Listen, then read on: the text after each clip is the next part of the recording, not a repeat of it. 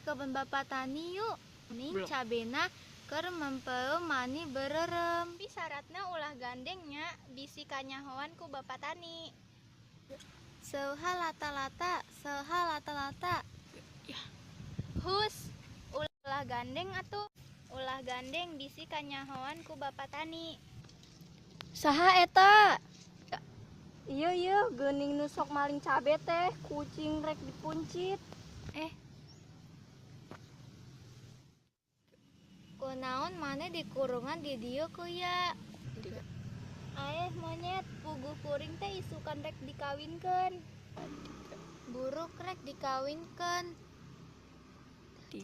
Ih, atus ulah ieu mah geus rejeki kuya.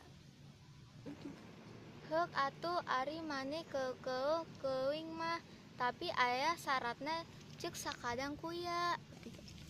Naon syaratna teh?